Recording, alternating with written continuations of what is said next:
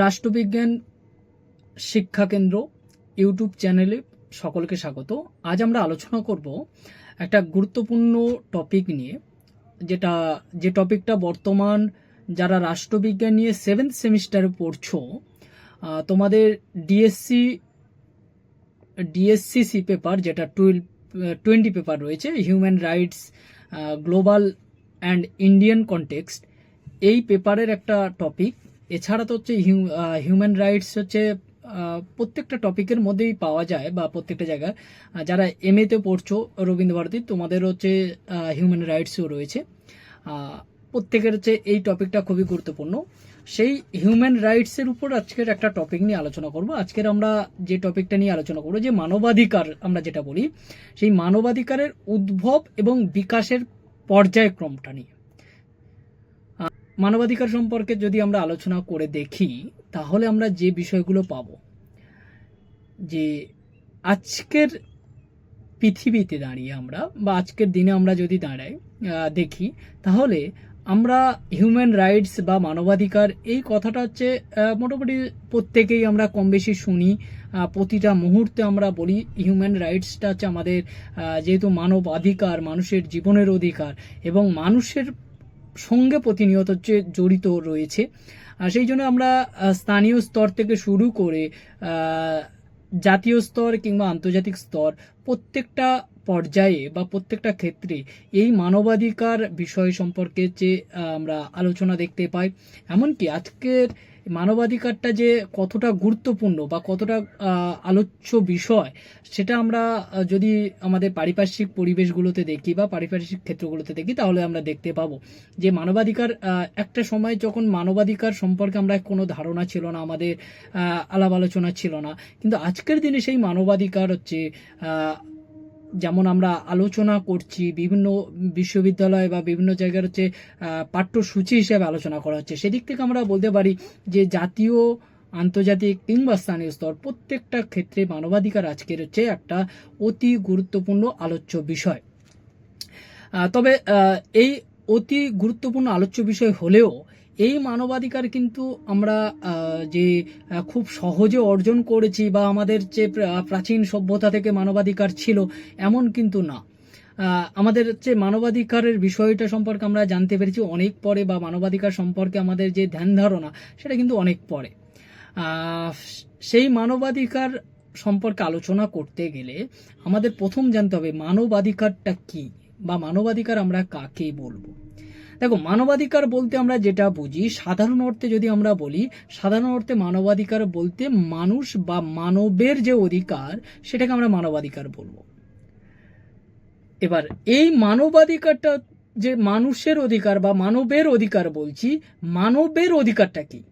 তাহলে মানবের অধিকারটা যদি আমরা জানতে চাই, তাহলে আমাদের জানতে হবে যে আমরা প্রত্যেকটা মানুষ যখন মাতৃগর্ভ থেকে ভূমিষ্ঠ হই, সেই সময় একটা হচ্ছে ছোট্ট একটা শিশু হিসাবে জন্মগ্রহণ করি, আর তারপরে আমরা যখন হচ্ছে বার্ধক্য অবস্থায় পৌঁছাই, এর মিডিলে একটা হচ্ছে পর্যায়ক্রম থাকে, যেখানে আমরা ধীরে ধীরে হচ্ছে শিশু থেকে আস্তে আস্তে বার্ধক্যে পৌঁছায়, এর বিকাশের একটা স্তর থাকে। এবারে এই বিকাশ পর্যায়ক্রমে আমাদের বিশেষ কিছু সুযোগ সুবিধা প্রয়োজন হয়, যে সুযোগ সুবিধাগুলো যদি আমরা যথাযথভাবে না পাই বা যথাযথভাবে ভোগ করতে না পারি, তাহলে কিন্তু আমরা সুস্থ জীবনযাপন করতে পারবো না, বা আমাদের মধ্যে যে আমরা শিশু অবস্থায় যে সম্ভাবনা নিয়ে জন্মগ্রহণ করছি, বা আমরা প্রত্যেকের যে সুপ্ত সম্ভাবনার আশা নিয়ে জন্মগ্রহণ করে থাকি, বা আমরা প্রত্যেকটা শিশুর মধ্যে একটা তো সম্ভাবনা থাকে, সেই সম্ভাবনা যদি এই সুযোগ সুবিধাগুলো হচ্ছে শিশুটা ভোগ না করতে পারে, বা শিশুকে দেওয়া না হয়, তাহলে সেই শিশুটার মধ্যে সম্ভাবনাটা কিন্তু পরিপূর্ণতা হবে না বা পরিপূর্ণতা পাবে না। তাই আমরা মানবাধিকার বলতে সেই অধিকারকে বুঝবো যে সকল অধিকার একটা শিশুর সুস্থ সবল জীবনযাপনের ক্ষেত্রে সহায়তা করে, বা যে সুযোগ সুবিধাগুলো পেলে একটা ব্যক্তির ব্যক্তিত্বের পরিপূর্ণ বিকাশ সাধন সম্ভব হয়, বা পরিপূর্ণ বিকাশ সাধন করা সম্ভবপর হয়, সেই সুযোগ সুবিধার সমষ্টিবদ্ধতাকে আমরা বলবো মানবাধিকার। তাহলে মানবাধিকারে কিন্তু কোনো একটা সিঙ্গেল বিষয় নয়, মানবাধিকার হচ্ছে মানুষের জীবন বিকাশের জন্য, মানুষের পরিপূর্ণ বিকাশ সাধনের জন্য যা কিছু প্রয়োজন সেই সুযোগ সুবিধার সমষ্টিবদ্ধতা। এই মানবাধিকার সম্পর্কে আমরা বিভিন্ন আলোচনা বিভিন্ন তাত্ত্বিকের দৃষ্টিকোণ থেকে পেয়ে থাকি বা বিভিন্নভাবে আমরা আলোচনা দেখতে পাই। তবে এ প্রসঙ্গে আমরা যদি আলোচনা করি, আমাদের যে সংবিধান বিশেষজ্ঞ ছিলেন দুর্গাদাস বসু, তিনি মানবাধিকার সম্পর্কে একটা ভালো কথা বলেছিলেন। তিনি বলেছেন মানবাধিকার হলো সেই সব ন্যূনতম অধিকার যে অধিকারগুলিকে মনুষ্য পরিবারের সদস্য হিসাবে প্রতিটি ব্যক্তি কোনো রকম বিবেচনা ছাড়াই অবশ্যই লাভ করবে। মানে এখানে কোনো রকম বিবেচনা ছাড়া বলতে কোনটা বোঝাচ্ছে, যে আমরা ধরো হচ্ছে আলাপ আলোচনা করে থাকি যে ভারতবর্ষ, ইংল্যান্ড, আমেরিকা, পাকিস্তান, এই বিভিন্ন দেশ রয়েছে। তাহলে বিভিন্ন দেশের মানুষের জীবনযাত্রার মান আলাদা। বিভিন্ন দেশের মানুষ হচ্ছে তার দেশ থেকে যে সুযোগ সুবিধা ভোগ করে থাকে সেই সুযোগ সুবিধা গ্রহণের প্রক্রিয়া আলাদা। আবার আমরা হচ্ছে এই একই দেশে থেকেও আমরা হিন্দু, মুসলিম, খ্রিস্টান, জৈন এই ধরনের আলোচনা করছি, স্ত্রী পুরুষ আলোচনা করছি, তৃতীয় লিঙ্গ নিয়ে আলোচনা করছি, বা এই যে বিভিন্ন পরিবেশ পরিস্থিতি বা বিভিন্ন ক্ষেত্রের মধ্য থেকে যে মানুষে যে ভেদাভেদ করা হয় করেছে, কিছু মানুষ সুযোগ সুবিধা ভোগ করছে, কিছু মানুষ সুযোগ সুবিধা ভোগ করছে না। কিন্তু দুর্গাদাস বসু বলছে এই ধরনের যে ভেদাভেদ ছাড়া একজন মানুষ বা একটা ব্যক্তি সুস্থভাবে যে সকল সুযোগ সুবিধা ভোগের অধিকারী সেগুলো যদি ভোগ করতে পারে, সেই ভোগ করার অধিকারটাকে মানে কোনো শর্ত ছাড়া বা কোনো বাধা নিষেধ ছাড়া যখন ভোগ করতে পারে সেগুলোকে আমরা মানবাধিকার বলবো। এছাড়া আমরা মানবাধিকার নিয়ে মানে সার্বজনীনভাবে আলোচনা দেখতে পাই যে মানবাধিকারের যে সার্বজনীন ঘোষণা করা হয়েছিল যে জাতিপুঞ্জের মধ্যস্থতায়, সেই জাতিপুঞ্জের প্রস্তাবনাতে মানবাধিকার সংক্রান্ত যে ঘোষণাপত্র হয়েছিল তার প্রস্তাবনাতেও মানবাধিকার সম্পর্কে একটা সংজ্ঞা দেওয়া হয়েছিল। সেখানে যেটা কথাটা বলা হয়েছিল যে মানবাধিকার হলো জাতি, স্ত্রী, পুরুষ, ভাষা অথবা ধর্মের বিভাজন ছাড়াই সকল মানুষের অধিকার। মানে তাহলে কি হলো যে মানুষের কোনো বিভাজন ছাড়া মানে সেখানে জাতি হতে পারে, স্ত্রী পুরুষ হতে পারে, বা ভাষাগত হতে পারে বা ধর্মগত, এই যে আমরা বিভাজন রেখা টেনে থাকি মানুষে, সেই বিভাজন ছাড়া যে সকল মানুষ যে অধিকার ভোগ করে তার সমষ্টিবদ্ধতাই হচ্ছে মানবাধিকার। অর্থাৎ আমরা সার্বিকভাবে বুঝতে পারছি যে মানবাধিকার হচ্ছে মানুষের বিকাশের জন্য যে সুযোগ সুবিধাগুলো দরকার, অধিকার দরকার, সেগুলোকে আমরা মানবাধিকার বলব। এবার প্রশ্ন হচ্ছে যে মানবাধিকার আজকের দিনে আমরা যেটা বলছি মানুষের বিকাশের জন্য দরকার, মানুষের যে সুযোগ সুবিধা যেগুলো দরকার সেগুলো মানবাধিকার, কিন্তু প্রাচীনকাল থেকে তো সেই মানবাধিকার ছিল না। তাহলে মানুষ কবে থেকে মানবাধিকারটা ভোগ করতে পারলো বা ভোগ করা শুরু করলো, সেটা যদি আমরা বিশ্লেষণ করে দেখি তাহলে আমরা দেখব এই মানবাধিকারের বিকাশের একটা নির্দিষ্ট পর্যায়ক্রম রয়েছে বা বিকাশের ধারা রয়েছে। সেই বিকাশের ধারা আমরা প্রাচীনকাল থেকে শুরু করে আজকের দিন পর্যন্ত বিবর্তিত হতে দেখি।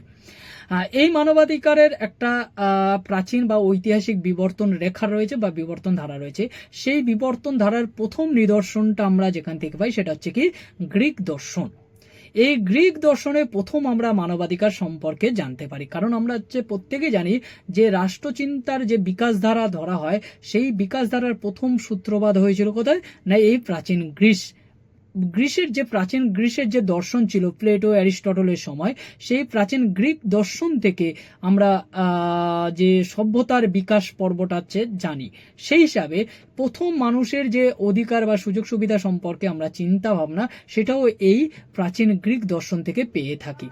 সেখানে আমরা গ্রিসের প্রধানত দুটো দর্শন পাই, একটা স্টোয়িক দর্শন, একটা সোফিস্ট দর্শন। এই গ্রিসের যে স্টোয়িক দর্শন ছিল সেই স্টোয়িক দর্শনে প্রথম গুরুত্ব দেওয়া হয়েছিল যে সকল মানুষ সমান। এই স্টোয়িক দর্শনের যে সকল আলোচনা ছিল বা মানুষের জীবন চর্চা ছিল, সেই মানুষের যে সুযোগ সুবিধা ভোগ করার অধিকারের কথা স্টোয়িক দর্শন তুলে ধরেছিল তাদের আলোচনার মধ্যে দিয়ে, সেখান থেকে প্রথম স্বীকার করা হচ্ছিল বা প্রথম আলোচনা সাপেক্ষে নিয়ে আসা হচ্ছিল যে মানুষেরও কিছু সুযোগ সুবিধা থাকতে পারে। এই মানুষ বলতে সকল শ্রেণীর মানুষকে বোঝাচ্ছে। কারণ হচ্ছে প্রাচীন গ্রীসে আমরা জানি ভালো করে যে প্রাচীন গ্রীসের সকলকে হচ্ছে নাগরিক অধিকার দেওয়া হতো না। সেখানে হচ্ছে স্ত্রীদের বা নারীদের এবং শিশুদের বা বৃদ্ধ যারা ছিল বা হচ্ছে যারা কৃতদাস ছিল এদেরকে নাগরিক অধিকার দেওয়া হতো না। এই স্টোয়িক দর্শন প্রথম কিন্তু হচ্ছে প্রত্যেকের নাগরিক অধিকারের কথা বা সমান অধিকারের কথা তুলে ধরেছিল। সেই জায়গা থেকে আমরা হচ্ছে এই মানবাধিকারের ধারণাটার প্রথম বিকাশ বা যাত্রাপথে শুরু ধরতে পারি। এরপর আমরা যদি আলোচনা করে দেখি তাহলে আমরা জানবো যে গ্রিসের পরে রাষ্ট্রচিন্তার বিকাশ ঘটেছিল কোথায়? রোমে। কারণ আমরা রোমের যে আজকের দিনে আমরা যে আইনের ধারণা পড়ে থাকি সেই আইনের যে চিন্তা ভাবনা সেটা হচ্ছে রোমানদের দান। সেই রোমান রাষ্ট্রচিন্তায় মানবাধিকারের ধারণাটা তুলে ধরা হয়েছিল বা হচ্ছে আলোচনা সাপেক্ষে এসেছিল। সেখানে রোমান আমরা যে চিন্তাবিদদের নাম জানি সেখানে হচ্ছে পলিবিয়াস, সিসেরো বা সেনেকা, কিসিপ্পাস বা জেনো, এই ধরনের যে নামগুলো আমরা পেয়ে থাকি তাদের আলোচনা থেকে এই মানবাধিকারের সম্পর্কে আমরা চিন্তা ভাবনা পেয়ে থাকি। সেখানে মানবাধিকার সম্পর্কে আমরা কি পেয়েছিলাম না প্রাচীন রোমের এই সিসেরো, পলিবিয়াস এনারা কি করেছিলেন না যে মানুষের যে কোনো সুযোগ সুবিধা থাকতে পারে, মানুষের যে অধিকার থাকতে পারে, রাষ্ট্রের মধ্যে যে মানুষ কিছু যে সুযোগ সুবিধা ভোগের অধিকারী সেটা যে আইনগত হতেও পারে সেই ধারণাটা তারা প্রথম দিয়েছিলেন। তারা প্রথম আইনের ধারণা দিয়েছিল, আইনের মাধ্যমে হচ্ছে সংরক্ষণ করার চেষ্টা করেছিল। আমরা হচ্ছে জাস জেন্টিয়াম, জাস ন্যাচারাল, এই যে আইনগুলো আমরা জেনে আসছি যেটা হচ্ছে রোমানরা তৈরি করেছিল, সেই প্রাকৃতিক পরিবেশে থাকাকালীন বা প্রকৃতির মধ্যে বসবাস করলেও মানুষ কিছু সুযোগ সুবিধা ভোগ করে থাকে এবং রাষ্ট্রের মধ্যে বসবাস করলেও মানুষ কিছু সুযোগ সুবিধা ভোগ করে থাকে। এটা প্রথম তুলে ধরেছিল হচ্ছে এই রোমান চিন্তা দার্শনিকরা। তাদের চিন্তায় যে মূল বিষয়টা উঠে এসেছিল তারও মূল বক্তব্য ছিল এই মানুষের জন্য মানুষের অধিকার বা মানুষের সুযোগ সুবিধাকে সংরক্ষণ করা। সেই জন্য আমরা প্রাচীন রোমের চিন্তাতেও মানবাধিকারের একটা বিবর্তনের ধারা পাই বা চিন্তা ভাবনার উল্লেখ পাই। এরপর আমরা যদি চলে আসি আমরা দেখতে পাবো যে ইংল্যান্ডের যে মহাসনদ বা ইংল্যান্ডের যে বিল অফ রাইটসের ধারণা সেখানেও মানবাধিকারের যে ধারণা ছিল। কারণ আমরা প্রত্যেকে জানি যে ইংল্যান্ড আজকের যে ইংল্যান্ড সংসদীয় শাসন ব্যবস্থার একটা দেশ, প্রাচীনকালে কিন্তু হচ্ছে ইংল্যান্ডের চেয়ে এই ধরনের সংসদীয় শাসন ব্যবস্থা ছিল না। ইংল্যান্ডের চেয়ে 1215 সালের আগে যদি আমরা দেখি, যখন থেকে তার মহাসনদ তৈরি হয়েছে তার আগের পর্যন্ত আমরা পর্বটা যদি দেখি তাহলে ইংল্যান্ড ছিল রাজতান্ত্রিক একটা দেশ। সেখানে রাজার ক্ষমতায় ছিল সব ক্ষমতার ঊর্ধ্বে, রাজাই ছিলেন হচ্ছে সকল শক্তির উৎস।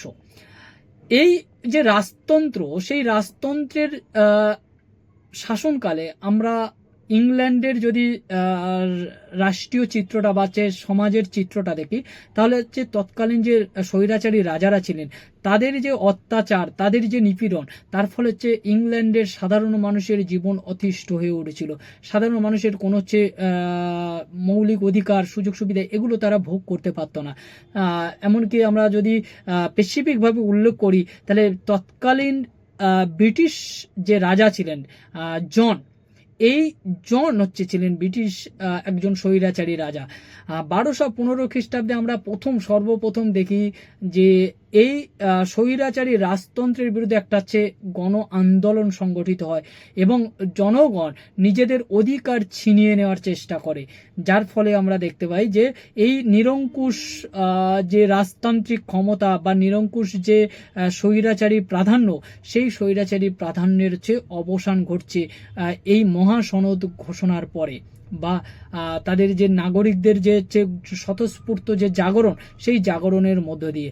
আর এই সময় থেকে এই মহাসনদ ঘোষণার মধ্য দিয়ে বা মহাসনদ যে ব্রিটিশ রাজতন্ত্র গ্রহণ করতে বাধ্য হয়েছিল যে জনরোষের ফলে বা জন আন্দোলনের ফলে, তখন থেকেই প্রথম ইংল্যান্ডে এই সাধারণ মানুষের যে অধিকার বা সুযোগ সুবিধা আছে বা সাধারণ মানুষের জন্য জীবনের যে কোনো দাম রয়েছে সেটা প্রথম অনুভূত হয়। এরপরে পরবর্তীকালে আমরা ইংল্যান্ডের 1628 সালে হচ্ছে যে অধিকারের আবেদনপত্র ঘোষণা করা হয়েছিল, কিংবা 1668 সালে যে ইংল্যান্ডের গৌরবময় বিপ্লব হয়েছিল, বিনা রক্তপাতের যে হচ্ছে আন্দোলন, সেটাকে আমরা হচ্ছে ইংল্যান্ডের গৌরবময় বিপ্লব বলে থাকি। বা 1689 সালে যে যে আন্দোলনটা তারা হচ্ছে শুরু করেছিল 1215 সালে, সেটার এসেছে শেষ পরিণতি হচ্ছে কি 1689 সালে, যখন হচ্ছে বিল অফ রাইটস বা অধিকারের যে বিল ইংল্যান্ডে গৃহীত হচ্ছে। আর এই সকল ফলে হচ্ছে আমরা দেখতে পাই যে ইংল্যান্ডে আস্তে আস্তে হচ্ছে নাগরিক অধিকারগুলো হচ্ছে স্বীকৃতি পেতে থাকে, বা নাগরিকদের যে মৌলিক কিছু সুযোগ সুবিধা আছে সেগুলো হচ্ছে প্রাধান্য পেতে শুরু করে। তাই আমরা বলতে পারি যে ইংল্যান্ডের যে মানবাধিকার আন্দোলন বা ইংল্যান্ডের যে মহাসনদ কিংবা তাদের যে বিল অফ রাইটসের ধারণা বা হচ্ছে গৌরবময় যে বিপ্লবের ধারণা, এগুলো কিন্তু মানবাধিকারের বিকাশের ক্ষেত্রে কিন্তু একটা উল্লেখযোগ্য পদক্ষেপ। কারণ এর আগে পর্যন্ত মানুষের যে স্বতন্ত্র অধিকার সেটা হচ্ছে কখনো কোনোভাবে প্রতিষ্ঠিত হয়নি বা প্রতিষ্ঠা করা হয়নি বা নির্দিষ্ট করা হয়নি। এরপর আমরা যদি দেখি যে আমেরিকার স্বাধীনতা সংগ্রাম, এই আমেরিকার স্বাধীনতা সংগ্রাম মানবাধিকারের ইতিহাসে একটা উল্লেখযোগ্য পদক্ষেপ। কারণ হচ্ছে এই আমেরিকার স্বাধীনতা সংগ্রাম হয়েছিল আমরা জানি প্রত্যেকে যে 1776 সালে। এই 1776 সালের আগে আমরা মানবাধিকার সম্পর্কে ধারণাটা আজকের পাচ্ছি, আমরা যেহেতু আলোচনা করছি বা বিশ্লেষণ করছি, আমরা ইতিহাস জানছি, সেখান থেকে আমরা জানতে পারছি যে মানবাধিকারের হচ্ছে একটা প্রেক্ষাপট হচ্ছে প্রাচীন গ্রিস থেকে শুরু করে প্রাচীন রোম বা হচ্ছে ইংল্যান্ড প্রত্যেকটা জায়গায় ছিল। কিন্তু স্বতন্ত্রভাবে হচ্ছে মানুষের যে ঘোষিত মানবাধিকার বা সংবিধানে লিপিবদ্ধ মানবাধিকার, এই চিন্তাটা প্রথম আমরা হচ্ছে দেখতে পাই যে আমেরিকার যে স্বাধীনতা সংগ্রাম হয়েছিল, সেই আমেরিকার স্বাধীনতা সংগ্রামের মধ্য দিয়ে, আমেরিকার স্বাধীনতা সংগ্রামের মধ্য দিয়ে যে আমেরিকা স্বাধীন হচ্ছে বা আমেরিকার যে স্বতন্ত্র যে সংবিধান রচিত হচ্ছে, সেই স্বতন্ত্র সংবিধানে প্রথম লিখিত আকারে মানুষের অধিকারের কথা তুলে ধরা হয়। মানুষ কোন কোন সুযোগ সুবিধা ভোগ করতে পারবে, কোন কোন অধিকার মানুষের আছে, সেগুলো লিপিবদ্ধ করা হয়, সংবিধানগতভাবে লিপিবদ্ধ করা হয়। এই 1776 সালে আমেরিকার স্বাধীনতা সংগ্রামের ফলে আমেরিকার যে সংবিধান রচিত হয়, সেই সংবিধানের মধ্য দিয়ে। আর এটাই বিশ্বে প্রথম যে মানুষের অধিকার লিখিত আকারে আসে বা সংবিধানগতভাবে মানুষ এই প্রথম ভোগ করতে শুরু করে, এই আমেরিকার স্বাধীনতা সংগ্রাম থেকে শুরু করে। এরপরে আমরা হচ্ছে দেখব যে আমেরিকা স্বাধীনতা সংগ্রামের পরে হচ্ছে আরও একটা বিপ্লব রয়েছে, যেটা হচ্ছে ইতিহাসের হচ্ছে বিখ্যাত রয়েছে, সেটা হচ্ছে ফরাসি বিপ্লব 1789 সালে। এই 1789 সালে যখন ফ্রান্সের যে বিপ্লব হচ্ছে, সেই বিপ্লবের হচ্ছে 3টে মূল মন্ত্র, যেটা ইতিহাসের বিখ্যাত মূল মন্ত্র হিসেবে আমরা জানি যে সাম্য, মৈত্রী, স্বাধীনতা। এই সাম্য, মৈত্রী, স্বাধীনতার মধ্য দিয়ে ফরাসি বিপ্লবের মধ্যস্থতায় যেটা আমরা সারা বিশ্বের কাছে একটা বার্তা এসেছিল যে মানুষের প্রত্যেকটা মানুষের মধ্যে যে সাম্য রয়েছে বা প্রত্যেকটা মানুষকে সমানভাবে দেখতে হবে, তাদের মধ্যে কোনো ভেদাভেদ করা যাবে না, তাদের মধ্যে যে ভ্রাতৃত্বের বন্ধন তৈরি করতে হবে এবং প্রত্যেকের স্বাধীনতাকে সংরক্ষণ করতে হবে। সেই চিন্তাটা প্রথম হচ্ছে স্বতঃস্ফূর্তভাবে আমরা প্রকাশ পাই যে এই ফরাসি বিপ্লবের মধ্যে দিয়ে। কারণ আমেরিকার স্বাধীনতা সংগ্রামে মানুষের অধিকার সুযোগ সুবিধার কথা বলা হয়েছিল, কিন্তু এই যে ফ্রান্সে যে ফরাসি বিপ্লব হয়েছিল, সেই ফরাসি বিপ্লবের মূল মন্ত্র ছিল এই সাম্য, স্বাধীনতা এবং মৈত্রী।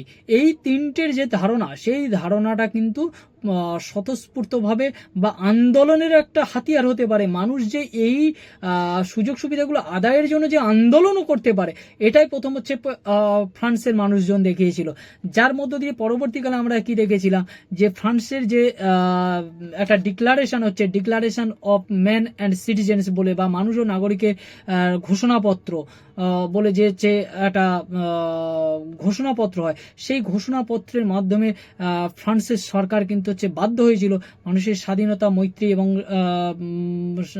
মানুষের স্বাধীনতা, সাম্য এবং মর্যাদার যে দাবিগুলো ছিল, সেই দাবিগুলো স্বীকার করে নিতে।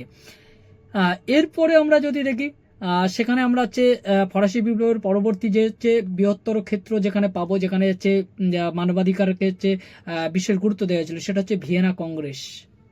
এবং এরপর থেকে আমরা যে প্রথম বিশ্বযুদ্ধের ক্ষেত্রটা সেই জায়গায় ভিয়েনা কংগ্রেসটা 1815 সালে সংগঠিত হয়েছিল, যেখানে আমরা দেখেছিলাম যে আমরা যে রোমের যে ক্রীতদাস প্রথা দেখেছিলাম, সেই ক্রীতদাস প্রথাকে বিলুপ্ত করা হয়েছিল এই ভিয়েনা কংগ্রেসের মধ্য দিয়ে। ক্রীতদাস প্রথা একটা সমাজের একটা কি বলা যায় সব থেকে ক্ষতিকর বা সমাজের একটা নিকৃষ্টতম একটা প্রথা ছিল, যেখানে মানুষকে দাস হিসাবে রাখা হতো, মানুষকে একটা হিংস্র পশুর ন্যায় তার সঙ্গে আচরণ করা হতো, মানুষের কোনো মৌলিক স্বাধীনতা বোধটুকু তাদের ছিল না। সেই যে প্রথাটা দীর্ঘদিন ধরে সমাজের মধ্যে যেটা প্রচলিত ছিল, এই ভিয়েনা কংগ্রেসের উদ্দেশ্য ছিল সেই ক্রীতদাস প্রথার কিভাবে বিলোপ সাধন করা যায়। এর পরবর্তীকালে আমরা দেখছি যে প্রথম বিশ্বযুদ্ধ যখন হচ্ছে 1919 সালে, কারণ 1914 থেকে 1918 সাল পর্যন্ত আমরা প্রথম বিশ্বযুদ্ধ দেখেছি, এবং প্রথম বিশ্বযুদ্ধ সৃষ্টি সংগঠিত হয়ে যাওয়ার পরে যখন আন্তর্জাতিক সংগঠন তৈরি করা আছে সারা বিশ্বের নিরাপত্তা দেওয়ার জন্য বা সারা বিশ্বের শান্তি ও নিরাপত্তা বজায় রাখার জন্য, যে প্রথম আন্তর্জাতিক সংগঠনটা তৈরি হচ্ছে, যেটাকে আমরা লিগ অফ নেশনস বলে থাকি বা জাতিসংঘ। এই জাতিসংঘের উদ্দেশ্য ছিল কিন্তু সারা বিশ্বের মানুষের শান্তি প্রতিষ্ঠা করা, সারা বিশ্বের মানুষকে নিরাপত্তা দেওয়া। তাহলে এই যে মানুষের সারা বিশ্বব্যাপী মানুষের যে চিন্তা ভাবনা বা বিশ্বব্যাপী মানুষের যে অধিকার প্রতিষ্ঠা করার জন্য বা তাদের নিরাপত্তা দেওয়ার জন্য যে কোনো চিন্তা ভাবনা হতে পারে, সেটা এই লিগ অফ নেশন প্রতিষ্ঠার মধ্য দিয়ে আমরা দেখেছি। এমনকি শুধু লিগ অফ নেশন প্রতিষ্ঠা নয়, এরপরে আমরা যে কোনো আন্তর্জাতিক সংগঠন হিসেবে আরেকটা দেখছি যে আন্তর্জাতিক শ্রম সংস্থা বা ইন্টারন্যাশনাল লেবার অর্গানাইজেশন, ILO যেটা আমরা বলে থাকি। এই ILO প্রতিষ্ঠিত যখন হচ্ছে, সেখানে কিন্তু মানুষের যে ন্যূনতম মজুরির চিন্তা বা মানুষের যে কর্মের বিনিময়ে একটা পারিশ্রমিক পায়, সেই পারিশ্রমিকের ক্ষেত্রে যে তাদের বঞ্চিত করা হয়ে থাকে, বিভিন্নভাবে তাদের অবদমন করা হয়ে থাকে বা তাদেরকে যে শোষণের শিকার হতে হয়, সেগুলো যাতে না হয়, মানুষের তার ন্যায্য মজুরি পাওয়ার জন্য বিভিন্ন সংগঠন তৈরি করা হয়েছিল। আর তার একটা চূড়ান্ত উদাহরণ হিসাবে আমরা ILOর কথা বলতে পারি। এই প্রথম মানে লিগ অফ নেশনস এবং ILO, এই দুটো প্রতিষ্ঠান সরাসরিভাবে মানুষের যে অধিকার বা মানুষের যে ন্যায্যতা, সেই ন্যায্যতার হয়ে কথা বলেছিল বা ন্যায্যতাকে তুলে ধরেছিল। এরপরে আমরা যেটা বলতে পারি যে যেখান থেকে আন্তর্জাতিক ক্ষেত্রে মানবাধিকারটা স্বীকৃতি অর্জন করছে বা আন্তর্জাতিক ক্ষেত্রে মানবাধিকারের প্রতিষ্ঠিত লাভ করছে, সেটা কি রাষ্ট্রসংঘ বা সম্মিলিত জাতিপুঞ্জ প্রতিষ্ঠা এবং মানবাধিকারের সার্বজনীন ঘোষণা। সেটা আমরা যদি দেখি যে প্রথম বিশ্বযুদ্ধের পরে যখন লিগ অফ নেশনস তৈরি হচ্ছে বা জাতিসংঘ তৈরি হলো 1919 সালে, আমরা তাও স্বাভাবিকভাবে ধরে নিলাম যে 1919 সালে লিগ অফ জাতিসংঘ তৈরি হচ্ছে এবং 1920 সাল থেকে তার কাজ শুরু করেছে। স্বাভাবিকভাবে যেহেতু তার উদ্দেশ্য ছিল আন্তর্জাতিক শান্তি এবং নিরাপত্তা প্রতিষ্ঠা করা, তাহলে আমরা ধরে নিচ্ছিলাম যে সারা বিশ্বে আর কোনো মানুষের অধিকার লঙ্ঘিত হবে না, আর কোনো মানুষে ভেদাভেদ থাকবে না বা মানুষে যে দ্বন্দ্ব, সেই দ্বন্দ্ব থাকবে না, বিশ্বব্যাপী একটা শান্তি বিরাজ হবে। কিন্তু আমাদের সেই চিন্তা ভাবনাকে ভ্রান্ত করে দিয়ে 1939 সালে আবার একটা বিশ্বব্যাপী যুদ্ধ হলো, যেটাকে আমরা বলি দ্বিতীয় বিশ্বযুদ্ধ, যেটা চললো 1945 সাল পর্যন্ত। এবার এই দ্বিতীয় বিশ্বযুদ্ধ মানে ঠিক 20 বছরের মধ্যে, মানে প্রথম বিশ্বযুদ্ধ এবং দ্বিতীয় বিশ্বযুদ্ধের মধ্যে যে 20 বছরের, এই 20 বছরের মধ্যে যে আবার পুনরায় একটা বিশ্বব্যাপী যুদ্ধ হলো, যার ফলে সব থেকে বেশি ক্ষতিগ্রস্ত হয়েছিল তারাই সাধারণ মানুষ। এই সাধারণ মানুষের জীবনহানি হয়েছিল, কত মানে ফ্যামিলি তাদের আত্মীয়কে হারিয়েছিল, কিছু মানুষ বিকলাঙ্গ হয়েছিল, কিছু শিশু তার পিতাকে হারিয়েছিল, কেউ তার মাতাকে হারিয়েছে, কোনো নারী তার স্বামীকে হারিয়েছে। এইভাবে আমরা দেখলাম যে প্রধান ক্ষতিগ্রস্তের যদি দৃষ্টিকোণ থেকে আমরা বিচার করে ধরি যে কোন রাষ্ট্র কত ক্ষতিগ্রস্ত হয়েছে, সেটা আমরা এই প্রথম বিশ্বযুদ্ধ দ্বিতীয় বিশ্বযুদ্ধের হিসাবে বলি। কিন্তু বাস্তবিক হিসাবে যদি আমরা বলি, তাহলে সব থেকে ক্ষতিগ্রস্ত হয়েছে কারা? না, সব থেকে ক্ষতিগ্রস্ত হয়েছে মানব জাতি, মানুষ।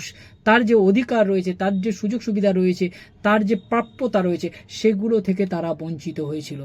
তাই দ্বিতীয় বিশ্বযুদ্ধের পরে যখন আবার পুনরায় আন্তর্জাতিক শান্তি এবং নিরাপত্তা প্রতিষ্ঠার কথা চিন্তা করা হচ্ছিল বা মানে জাতিপুঞ্জ তৈরি করা হলো আন্তর্জাতিক শান্তি এবং নিরাপত্তা প্রতিষ্ঠার উদ্দেশ্য নিয়ে, সেই league of Nations, league of Nations বলছি, জাতিপুঞ্জ বা যে ইউএনও এর অধীনে মানবাধিকারকে স্বতন্ত্রভাবে গুরুত্ব দেওয়ার জন্য বা মানুষের যে অধিকার রয়েছে, মানুষের যে সুযোগ সুবিধা রয়েছে, সেটা বারবার যে বিভিন্নভাবে লঙ্ঘিত হচ্ছে, সেটা হচ্ছে এই জাতিপুঞ্জ হচ্ছে প্রত্যক্ষ করেছিল। তাই জাতিপুঞ্জ কি করলো, মানুষের অধিকারকে রক্ষা করার জন্য স্বতন্ত্রভাবে গুরুত্ব দেওয়ার জন্য আরো একটা প্রতিষ্ঠান তৈরি করলো, আরো একটা হচ্ছে সংগঠন তৈরি করলো, যেটা হচ্ছে 1948 সালে যে মানবাধিকারের সার্বজনীন ঘোষণা মধ্য দিয়ে একটা মানবাধিকার প্রতিষ্ঠা বা হচ্ছে বিশ্বব্যাপী মানবাধিকার রক্ষার জন্য একটা তৈরি হলো, সেটাকে বলা হচ্ছে মানবাধিকার কমিশন। যে জাতিপুঞ্জের তত্ত্বাবধানে 1948 সালে যে মানে জাতিপুঞ্জের সার্বজনীন মানবাধিকার ঘোষণার মধ্য দিয়ে একটা নতুন যাত্রাপথ শুরু হলো এবং আন্তর্জাতিক স্তরে প্রত্যেকটা ব্যক্তির মানবাধিকার সুরক্ষিত হলো। প্রত্যেকটা ব্যক্তি তার মানুষ হিসাবে তার অধিকার কি, মানুষ হিসাবে তার সুযোগ সুবিধা কি, মানুষ হিসাবে সে কি রাষ্ট্র থেকে কি পেতে পারে বা আন্তর্জাতিক স্তরে কি পেতে পারে, তার সুনির্দিষ্ট চিন্তা ভাবনা বা সুনির্দিষ্ট স্পষ্ট একটা ধারণা তৈরি হলো এই সম্মিলিত জাতিপুঞ্জের সার্বজনীন মানবাধিকার ঘোষণার মধ্য দিয়ে। এই সার্বজনীন মানবাধিকার কেবলমাত্র ঘোষণা করেনি, প্রয়োজনে এই মানবাধিকারকে রক্ষা করার জন্য কি করেছে, আন্তর্জাতিক মানবাধিকার কমিশনও তৈরি করেছিল বা আন্তর্জাতিক মানবাধিকার কমিশন তৈরি হয়েছিল। এবং এই মানবাধিকার মানে জাতিপুঞ্জের মানবাধিকার রক্ষা করার যে চিন্তা ভাবনা, সেটাকে বাস্তবায়িত করার পদক্ষেপ হিসাবে আমরা কি দেখেছি, যে জাতিপুঞ্জের সদস্য রাষ্ট্রগুলোকে নির্দেশ দেওয়া হয়েছিল যে তারা হচ্ছে নিজ নিজ দেশের অভ্যন্তরে মানুষের যে অধিকার বা তার নিজ নিজ দেশের যে নাগরিক রয়েছে তাদের অধিকার রক্ষা করতে হবে এবং তার জন্য প্রয়োজনীয় পদক্ষেপ গ্রহণ করতে হবে বা প্রয়োজনীয় হচ্ছে প্রতিষ্ঠান তৈরি করতে হবে এবং তার মধ্যে দিয়ে মানবাধিকার রক্ষা করতে হবে। সেই উদ্দেশ্যকে বাস্তবায়নের ক্ষেত্রে আমাদের ভারতবর্ষের ক্ষেত্রে যদি দেখি, তাহলে ভারতবর্ষ কিন্তু 1993 সালে জাতীয় মানবাধিকার কমিশন তৈরি করেছিল এবং একই সঙ্গে 1993 সালে রাজ্যগুলোর জন্য স্বতন্ত্র মানবাধিকার কমিশন তৈরি হয়েছিল, যেটাকে আমরা রাজ্য মানবাধিকার কমিশন বলে থাকি। তাহলে 1993 সালে জাতীয় এবং রাজ্য মানবাধিকার কমিশন তৈরি হয়েছিল, যেটা হচ্ছে এই জাতিপুঞ্জের সার্বজনীন মানবাধিকার ঘোষণার অনুকরণে। তবে এখানে একটা জিনিস তোমরা জেনে রাখবে যে আমাদের পশ্চিমবঙ্গে কিন্তু মানবাধিকার কমিশন 1993 সালে হয়নি। আমাদের পশ্চিমবঙ্গের মানবাধিকার কমিশন আরো 2 বছর পরে তৈরি হয়েছিল, অর্থাৎ 1995 সালে পশ্চিমবঙ্গ রাজ্য মানবাধিকার কমিশন তৈরি হয়েছিল। আর এই যে জাতিপুঞ্জের ঘোষণার মধ্য দিয়ে একের পর এক বিভিন্ন দেশ তাদের চেয়ে রাষ্ট্রীয় স্তরে মানবাধিকার সংক্রান্ত সচেতনতা বাড়াতে শুরু করলো বা মানবাধিকার রক্ষার উদ্যোগ নিল। আর এর ফলে কি হলো না, বিশ্বব্যাপী মানবাধিকার সুরক্ষার একটা সুস্পষ্ট বা সুস্পষ্ট ধারণা প্রতিষ্ঠিত হলো। আর এইভাবে হচ্ছে আন্তর্জাতিক, জাতীয় এবং স্থানীয় স্তরে প্রত্যেকটা জায়গা আজকের দিনে মানবাধিকার সুসংগঠিত, সুপ্রতিষ্ঠিত এবং রক্ষিত হয়ে তার যাত্রাপথকে এগিয়ে নিয়ে চলেছে। এবং এই মানবাধিকারকে রক্ষা শুধুমাত্র হচ্ছে রাষ্ট্রীয় সংগঠনের দ্বারা বা রাষ্ট্রীয় প্রতিষ্ঠানের দ্বারা হবে না, মানুষ যাতে সচেতন হতে পারে, মানুষ যাতে রক্ষা করতে পারে, তার জন্য কি হচ্ছে মানবাধিকার নিয়ে আজকের আলাপ আলোচনা, মানবাধিকার নিয়েছে গবেষণা, মানবাধিকার নিয়েছে চর্চা, সমস্ত কিছু আজকে শুরু হয়েছে। আর এটাই হচ্ছে আমাদের মানবাধিকার সম্পর্কে যে যাত্রাপথ বা বিকাশ বা উদ্ভব বিকাশের প্রেক্ষিত। এই প্রশ্নটা তোমরা ভালো করে করো, আশা করছি তোমাদের জন্য হচ্ছে এটা গুরুত্বপূর্ণ টপিক।